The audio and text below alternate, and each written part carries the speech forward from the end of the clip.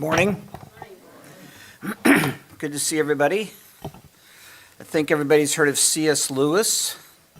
So he's a favorite author among many Christians. And I'm losing my voice already. I'm not even getting started. I'm way past my expiration date here. All right, so C.S. Lewis is, as you know, a favorite author among many Christians, and he had a circle of friends who were quite impressive as well, like J.R. Tolkien and another one named Dorothy Sayers. Sayers is probably best known for a book she wrote back in the 1940s titled Creed or Chaos. The first chapter is very powerful, and we often refer to it around here and read from it.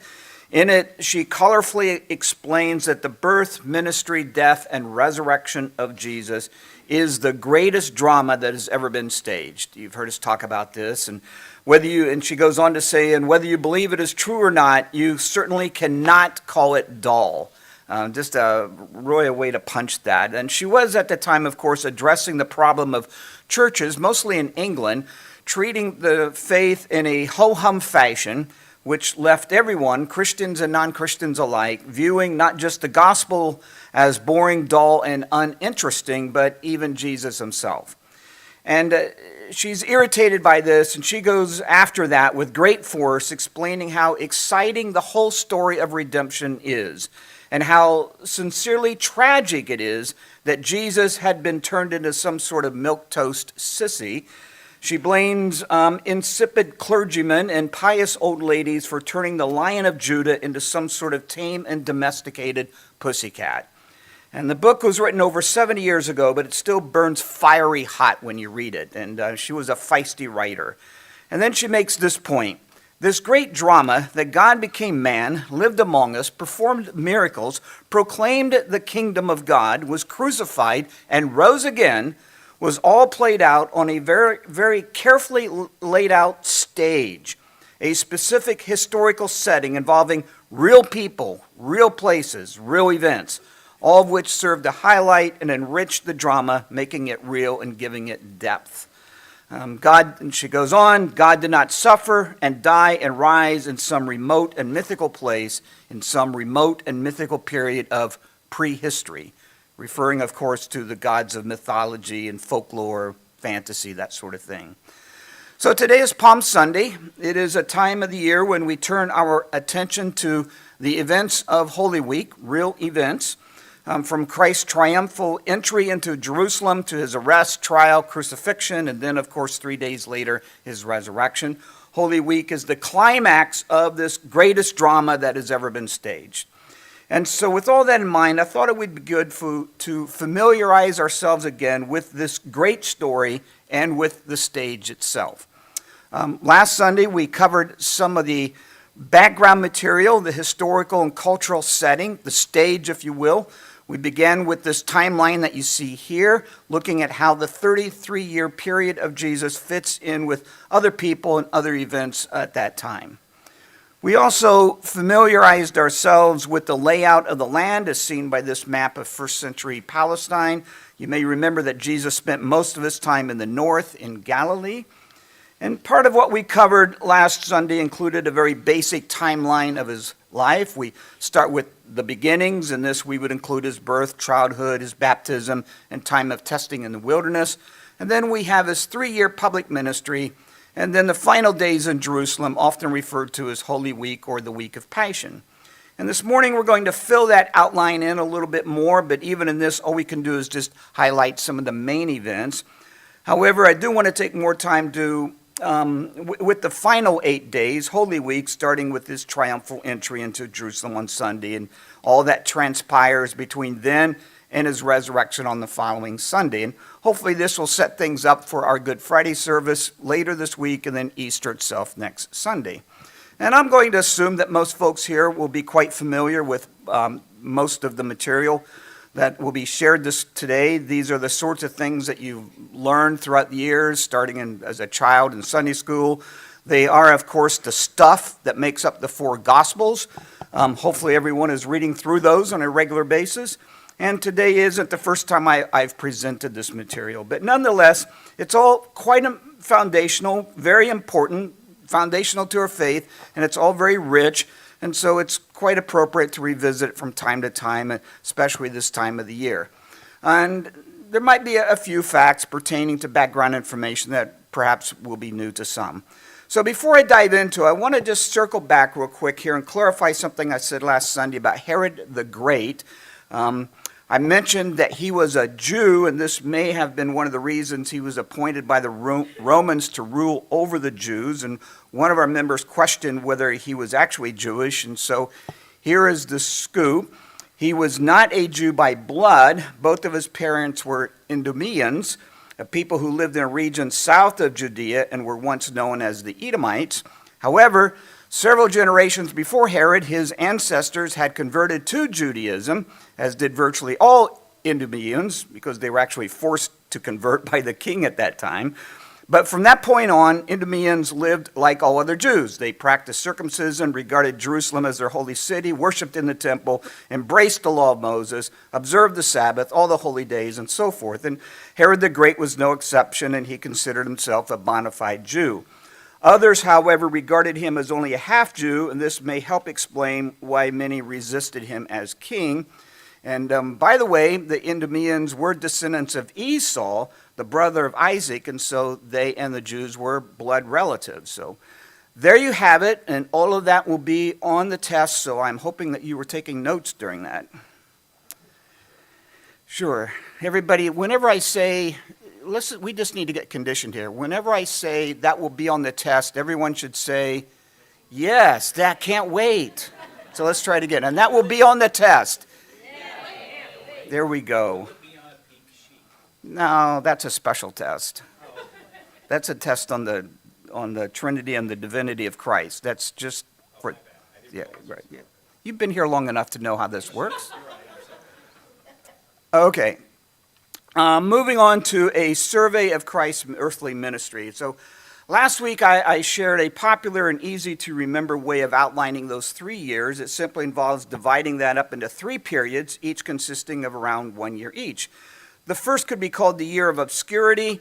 It is called that partly because the records of it, which we possess, are scantily, and partly because during it Jesus seems to have been only slowly emerging into public notice. Most of Christ's activity during this time of approximately 8 months seems to have been spent in Judea. The second period is the year of public favor, during which his fame as a teacher and healer extended far and wide. Most of his activity during this period, lasting about 15 months, was confined to Galilee. And then the third period was the year of opposition. By this time, Christ's enemies had multiplied, and eventually plans were being made to secure his execution. And the first part of this took place in Galilee, and the last part in other parts of Palestine, and finally, of course, in Jerusalem itself. So we're going to fill that in a little bit more, and keep in mind that the sequence of events I'll be proposing might not be 100% precise. Any attempt to harmonize the 4 Gospels will face certain challenges, especially to chronology. Biographies of the ancient world were more concerned about what happened and what that meant, rather than mapping out an exact timeline. However, we'll certainly be able to paint a general picture of how things transpired in relation to each other, and that's mostly what we're interested in. So we'll start with the year of obscurity. Up until the time of his baptism, Jesus had been in the village of Nazareth, probably working for his father, who is known as the town's carpenter.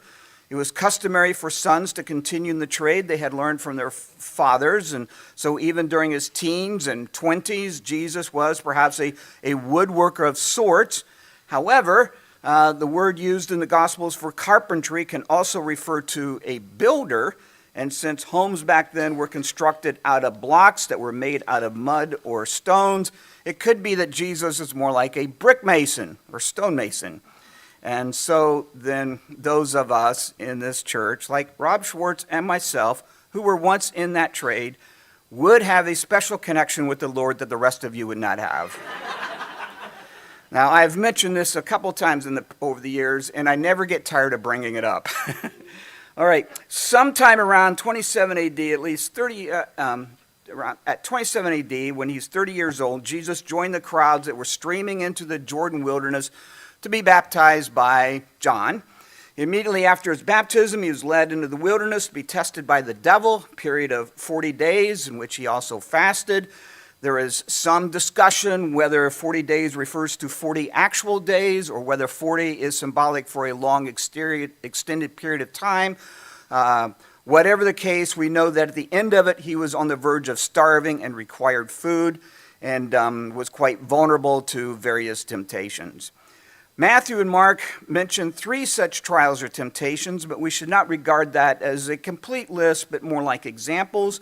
And likewise, we should not think that the only temptations that Jesus ever faced took place during that 40-day period in the wilderness. Now, here is why this time of testing is so important. Jesus was deeply aware of his mission and power to accomplish it, and each of those tests that are recorded touch on the methods he would use to accomplish that mission. Would he use his power to perform miracles to preserve himself, as in turning stones to bread? Would he use miracles to impress others? Would he draw crowds by astonishing them with the spectacular, like jumping off the top of the temple? Hey, everybody, watch this. Even the nature of the kingdom he came to establish, would it be a kingdom like those of this world, with wealth, fame, power, possessions? If the appeal of that itself is not enticing, how about being able to obtain it in an easy way? Avoid the pain and death of the cross. Simply bow down and give your allegiance to the devil. That would be pretty appealing. Maybe not serving the devil, but at least avoiding the cross. And so the public ministry of Jesus, which is about to be launched, is opened against this background of tremendous struggle and concludes with a resolute rejection on his part of any and all methods that would compromise the eternal plan. So this is a very significant time here. After this, Jesus ascends from the valley of the Jordan to the higher country of Galilee. There, as you will remember, in the village of Cana, he performed the first of many miracles, turning water into wine at a wedding. Among Christ's early followers were some who had formerly been disciples of John the Baptist. Among them would be 2 pairs of brothers, Andrew and Peter, along with Philip and Nathanael. They were the first to be his disciples. Others joined up with Jesus later on. All 12 were from Galilee except for Judas Iscariot, who was from the southern part of Judea. After a brief stay at the nearby town of Capernaum, he headed south to Jerusalem for the Passover. He spent some time there in Judea, but when he learned that he was gaining more followers than John the Baptist, he decided to return to Galilee. And we're not really sure why, but it could be that he did not want his popularity to spread just yet, at least here in Judea. On his way back to Galilee, he had to go through Samaria, and there in Samaria, he interacts with the woman at the well, the woman who had 5 husbands. You'll know the story. And then she goes on and tells the village that the Messiah had come, and as a result, a number of Samaritans came to hear him and came to believe in him. And toward the end of this 8-month period, the year of obscurity, the Gospels tell us that news about him started to spread throughout the whole region. So this brings us to the year of public favor. And this could be characterized by the increase of popularity, even excitement about Jesus, especially in Galilee. Capernaum, a town in the northern part of Galilee, becomes the primary focus during this time. Here, Jesus heals a number of people, the son of a Roman centurion, Peter's mother-in-law, a demon-possessed man, and many others who were afflicted with various diseases. And the number of his followers increased rapidly, and the gospel writers refer to them as crowds and multitudes. Excuse me. During the second year of his ministry, Jesus went to Jerusalem again to participate in the celebration of a feast and came into conflict with Jewish leaders when he healed a lame man on the Sabbath day. And soon after, he returned to Galilee, where his popularity continued to grow. It is during this period that Jesus calms the storm, raises the daughter of Jairus back to life, and sends out the 12 to preach and heal. Besides performing works of healing, Jesus also preached and taught his followers. A number of these teachings during this year public favor have been preserved, like the Sermon on the Mount and the collection of parables found in Matthew 13 and so on, as just a couple examples. And now for the year of opposition. Though certainly there were occasions when Jesus enjoyed the favor of the people during this third year of his ministry, by and large that favor was decreasing and opposition to him was increasing, and it was increasing a lot. What had previously been only occasional displays of hostility by the teachers of the law and Pharisees against Jesus, this had now escalated significantly in both number and in intensity. The common people had obviously noticed a profound difference between Jesus and their religious leaders, and as to be expected, such leaders were not only envious of his success, but also felt very threatened by that success as well. And given this great teacher and healer, who would ever listen to them anymore, who would revere them? But even among the general population, many were starting to drift away. Some of this was because Jesus was not fulfilling the expectations of what they were looking for in a Messiah. We've talked about this in the past. And some of it was because of the demands he laid upon those who desired to be his followers. The whole message of dying to oneself was too much, and so many walked away. Please stand by. I think it's guard drill weekend at the base. All right. Toward the end of his journeys in Judea, Jesus was in a small village near Jerusalem named Bethany, where he raised Lazarus to life. The miracle was so astounding that certain members of the Sanhedrin, when they heard about it, they were deeply troubled. And under the leadership of Caiaphas, the high priest, they concluded that the influence of Jesus had to end, and there was only one way to do that: secure his death. So the miracle there of raising Lazarus from the dead was very instrumental, moving him in that direction. All right, so the year of opposition began while Jesus was still in Galilee, and it continued with his journey to Judea, and then concludes in his final week there in Jerusalem. Some of the events during this period include the feeding of the 5,000, walking on water, healing of a man born blind, blessing the little children, his interaction with the young rich man, his interaction with Zacchaeus, the healing of a blind man, Bartimaeus, the healing of the 10 lepers, and the transfiguration. And the period ends, of course, with the opposition comes to a head, the final days in Jerusalem. And so with that overview of his 3-year ministry, let's now turn our attention to those final days, Holy Week. And this is an 8-day period that runs from Sunday as he enters the city of Jerusalem to the next Sunday when he rises from the dead. And this, too, is a difficult period in which to arrange the events in precise order. And so again, what I'll be laying out might not be at all times 100% accurate, but it should be close. So we begin with Sunday, Palm Sunday, when Jesus approaches Jerusalem and begins to enter it. The event is festive, jubilant, impressive, striking. The royal yet humble entry of Jesus, with the crowd spreading their cloaks on the road and before him, along with all the palm branches, shouting Hosea to the Son of David, as Jesus rode down the streets on a simple donkey, would have made, of course, a profound impression on all who saw it. The event is colored with both majesty and humility.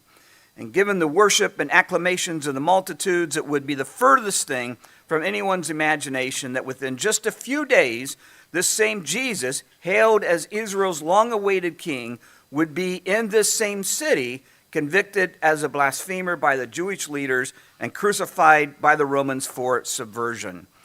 As he gets closer to the entrance of the city, the mood of Jesus takes a drastic change from joy to deep sorrow, and Jesus weeps over Jerusalem. And in his weeping, he prophesies Jerusalem's downfall and destruction. On Monday, what happened to my... This is aggravating. I had all this fixed. Okay, we have to stop. I got to go to my office, come back. It's not consistent. Josh, did you tamper with these? No? Just say yes so I could yell at you anyway about it. On Monday, Jesus enters the temple area and clears out all who are buying and selling, overturning the tables of the money changers and creating quite a scene. This is sometimes referred to as the purification of the temple. The action here, as D.A. Carson puts it, is an act of self-disclosure. That might be a good way to kind of think about this. He is claiming, rather exercising his authority over the holy place. The ancient prophets spoke of the Lord coming into his temple, and the purification of the temple and of Jerusalem was part of this Jewish expectation. And so Jesus is fulfilling that and driving out the merchants and money changers. And the sounds that filled its courts were not that of prayers and worship, as you know, but rather the busy hum of trade mingled with the bleating and cooing of animals and birds and the jingling of coins and back and forth bartering between buyers and sellers. Yet this profaning of the temple was but a picture of what had happened to Israel as a whole. The corruption within God's temple was simply a symptom of a larger problem, the corruption of God's people, within God's people. And the Jews had embraced really a superstitious approach to God, placing their faith in rituals and temples and man-made traditions and outward forms of worship. They did not love God nor care about his ways. They did not strive to live pure lives before him. They were not all that concerned about mercy, justice, and righteousness. And if they had truly longed for God and his ways, the teachings of Jesus would have resonated with them.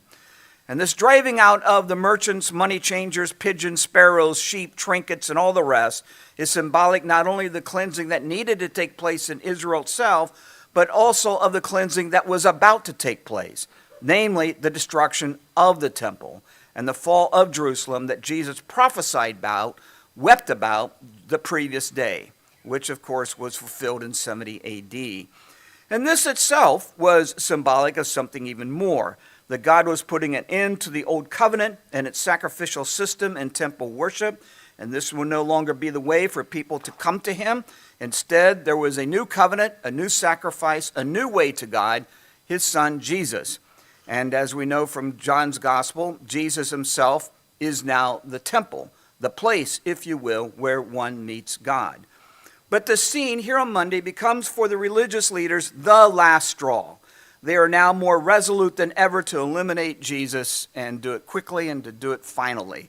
And closely associated with the purification of the temple is the cursing of the fig tree, which takes place on the same day, and this involves also much symbolism. The fig tree represents Israel, which had all the external appearance of flourishing religiously, but had not produced the fruit of righteousness. And the destruction of the tree was likewise an illustration of God's judgment. Moving on to Tuesday, while teaching in the temple courts, Jesus warns his audience about the hypocrisy of the teachers of the law and the Pharisees. He predicts yet again the destruction of the temple and its coming, and his coming in glory as the Son of Man. He shares a number of parables, and his authority is questioned by religious leaders. Along with this, a number of attempts are made to trap him with certain questions like, what about paying taxes to Caesar? And what about the widow who marries her husband's brother? And so on and so on and so on, and who will be her husband in the resurrection, and those sorts of things. And in response, Jesus directs certain questions to them, questions they do not want to answer, and so Tuesday, you might think of it as a day that is marked by a lot of controversy. We can't say with absolute certainty, but it looks as though Wednesday is the day when a number of religious leaders, along with Caiaphas, actually formed their plan to arrest Jesus and have him killed. And it also appears that it was on Wednesday when Jesus is in Bethany dining at the home of a man named Simon the leper. Bethany is just a couple miles outside Jerusalem, so this would be like maybe a 40-minute walk for most people. And you know the story. A woman comes into Simon's house with an expensive jar of perfume. She breaks the jar, pours the perfume out on the feet of Jesus, and Judas rebukes her and complains about how this is a big waste, saying that the perfume could have been sold and the money given to the poor. And Jesus actually honors the woman, saying that what she has done is a wonderful thing, and that her perfume served as a preparation for his burial, and that for that no cost is too great. Judas, feeling a bit embarrassed by this and also motivated by no small measure of greed, takes the opportunity later in the day to meet with the chief priests and certain teachers of the law and agrees to participate in their plot for a price to betray Jesus, 30 pieces of silver. Thursday, of course, is the day Jesus meets with his disciples for what has become known the Last Supper. This is referred to in Matthew as the first day of the Feast of Unleavened Bread, and so the Last Supper itself was closely tied to the Passover meal. Before sitting down for the meal, Jesus washes the feet of his disciples as an example of humility and service, and this is why Thursday is often called Maundy Thursday, Maundy coming from a Latin word meaning commandment, referring here to Christ's command to wash the feet of others. In the meal itself, Jesus refers to the bread as his body, the wine as his blood, and in this he establishes the practice that the early church called the Lord's Supper. And Jesus was ensuring that the memory of his ministry and his sacrifice on the cross would not be forgotten. Later in the meal itself, Jesus announces that a betrayer was in the room with them. Judas leaves, meets up with the members of the Sanhedrin. The plot to seize Jesus away from the crowds is now underway. The Last Supper takes place in what is referred to as a large upper room, and when they finished, everyone heads to the place called Gethsemane, and sometime during that walk, Jesus predicts his arrest, death, and even resurrection. And he also tells them that they will abandon him during his hour of need. And Peter, of course, interjects himself, claiming that he would never deny his master, to which Jesus predicts that before a rooster crows 3 times, that he will deny him indeed. At Gethsemane, Jesus calls on his disciples to pray, and then he goes off by himself so as to pray alone.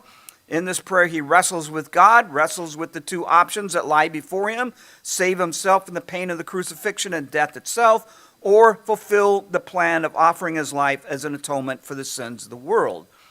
The words, "If it is possible, may this cup be taken from me," are quite telling. He prays in great anguish, as you know, to the point that his sweat was like drops of blood falling to the ground. A large crowd armed with swords and clubs invades the garden looking for Jesus. Judas identifies Jesus for them with a kiss, and upon that, members of the mob arrest him. These are not Roman soldiers, rather they are temple guards, temple soldiers who have been sent by the high priest himself. Peter reacts with the sword cutting off the ear of one of such members of the mob, and Judas rebukes Peter and heals the man's ear. Jesus is then hauled off to the Sanhedrin, a council of 70 religious leaders who are waiting for him to arrive. Peter follows but hangs back. He's eager to know what is going on, and so he tries to mingle in with the others who are also hanging out in the courtyard outside the house of Caiaphas, but he is discovered, and upon questioning, Peter cowers back and denies ever knowing Jesus. A few words about the Sanhedrin would be in order here. The Sanhedrin, also known as the Great Council, was again made up of 70 leaders, 70 religious Jewish rulers, which included 3 kinds of members: high priests, the current high priest, and any former high priest who may still be alive; the elders, these would be tribal and family representatives, respected leaders from the Jewish community; and also scribes, known as the teachers of the law, rabbis. And these teachers were the legal experts of the day, scholars of the Old Testament, if you will, and of the interpretations of the Old Testament passed down through tradition. And most of these rabbis were Pharisees, but not all. Now, the authority of the Sanhedrin itself was basically dependent on who from Rome was governing at the time. Under Pilate, the Sanhedrin had a lot of power. It was actually the chief governing body in the land, regulating both religious and civil matters within the limits set down by Rome. It had a police force under its command and could make arrests, try those accused, and mete out punishments. They could not, however, as we've talked about before, carry out capital punishment on their own. For something like that, they had to take the matter to the procurator, the Roman governor, and for the most part, he would simply rubber stamp anything that they might bring to him. When in session, the members of the Sanhedrin, they would meet in a semicircle so that they could all see each other. At the end stood a clerk who would record votes of acquittal and votes of condemnation. A verdict of condemnation required 2/3 majority. The high priest presided over the meeting. Before such a council, Jesus was tried and condemned. Witnesses were brought in to testify against him, but their testimonies, as you know, contradicted each other. Nonetheless, they proceeded on the charge that Jesus threatened to destroy the temple. And it appears that the trial went on all through the night, even until daybreak the next morning. In the end, Jesus was forced to declare whether he believed himself to be the Son of God or not. He affirmed this claim, which then resulted in the charge of blasphemy. The trial itself, as you read it from the gospel accounts, clearly demonstrates the intense desire of the Jewish authorities to condemn him.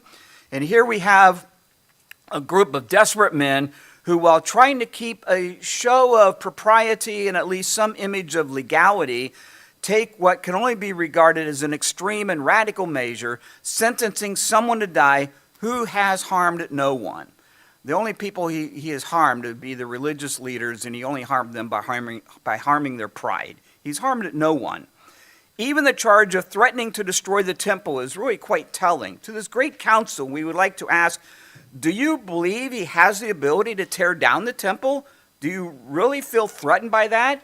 If not, why must he be executed? But if you do believe it, well, wouldn't that be an admission that God's power is at work in him after all? Some of the members of the Sanhedrin were supporters of Jesus, and perhaps points like that had been raised. Found guilty of blasphemy, Jesus is sentenced to death. This is an offense punishable by death under Jewish law. Members of the Sanhedrin spit in his face, strike him, mock him, prophesy to us Christ, who hit you? And the soldiers belonging to the Sanhedrin then take him and beat him. So very early the next morning on Friday, two things happen, perhaps even simultaneously. Judas, filled with remorse and regret, hangs himself. And the other is this: Jesus is taken to Pontius Pilate. The Sanhedrin has two challenges to overcome here. First, they do not have the authority under Rome to carry out the death penalty. And secondly, Rome could care less about a conviction of blasphemy. And they know that this will be a tough sell for them. And as to be expected, Pilate does not seem interested in handling the matter, but he is forced into it when members of the Sanhedrin tell him that Jesus is leading a rebellion by claiming to be a king. Pilate still isn't convinced that Jesus poses any threat, and so upon learning that he is a Galilean, he sends Jesus to Herod Antipas, who was in Jerusalem at the time to observe the Passover. Let him handle it. Herod takes the opportunity to mock Jesus, demanding that he entertain him with a miracle performance. When Jesus refuses to accommodate him, he is viciously ridiculed and mocked, and Herod then sends him back to Pilate. Pilate yet again tries to avoid making a decision, takes the matter to the people, giving them a choice between Barabbas and Jesus.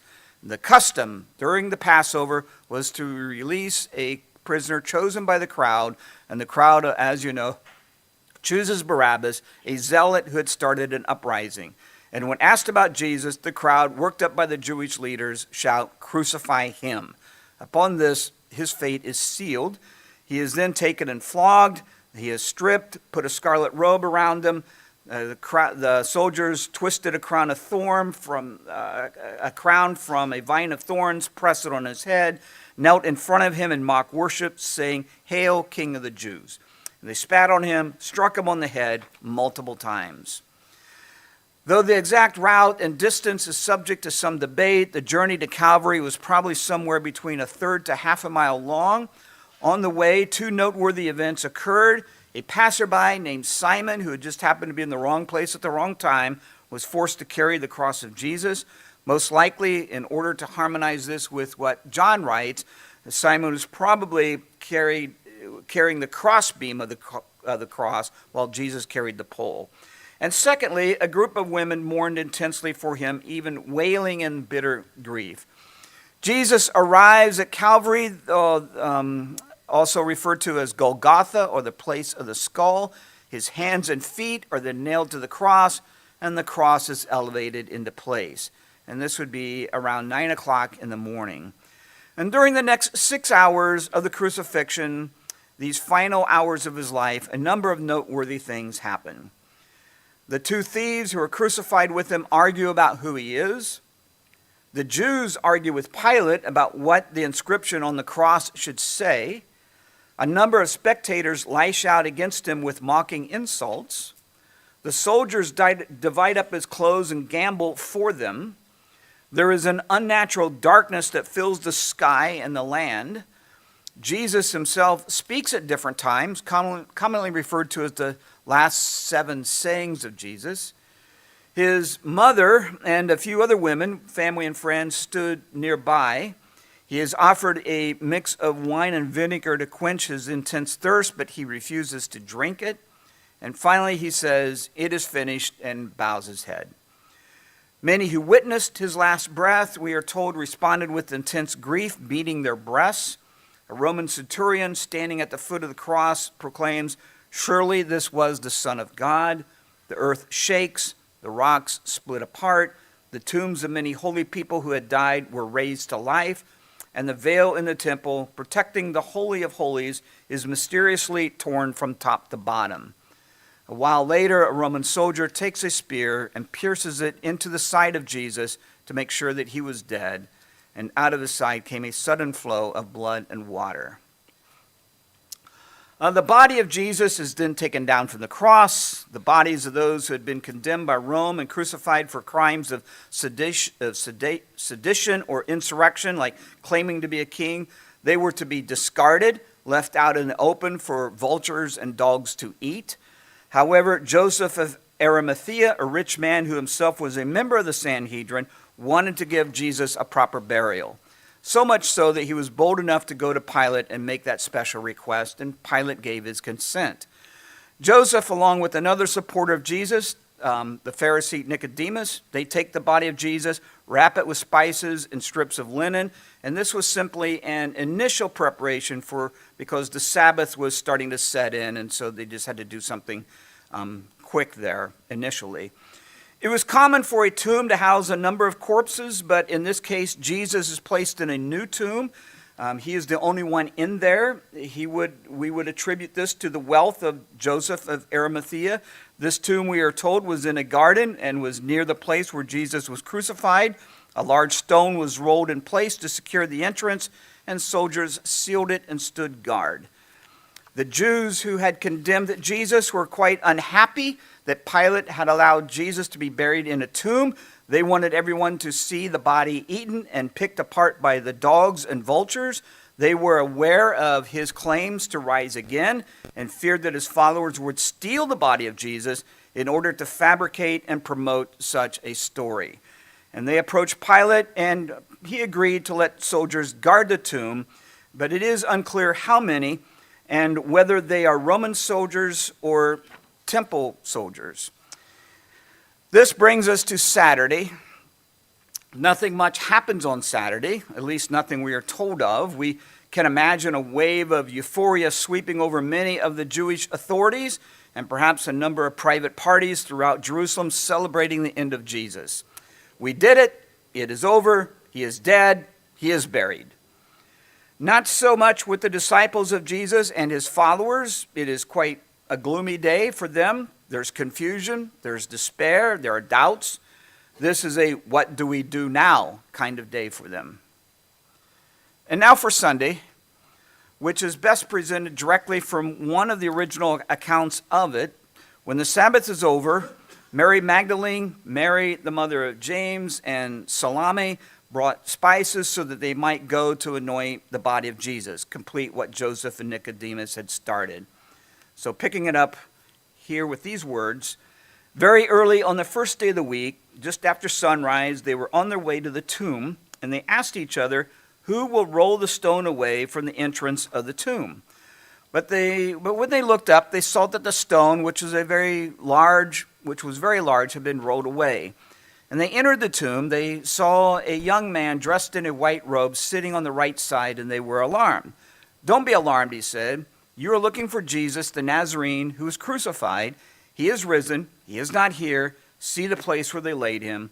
But go, tell his disciples and Peter, he is going ahead of you into Galilee. There you will see him, just as he told you." So there you have it. That's kind of a abbreviated version of the greatest drama ever staged. There's a lot of more details to that we didn't get into. God the Son, this is what needs to be cemented in our minds. He did not suffer. He did not die. He did not rise in some remote and mythical place, in some remote and mythical period of prehistory. It all takes place in real history, in a real place, with real people. There were witnesses, there are records.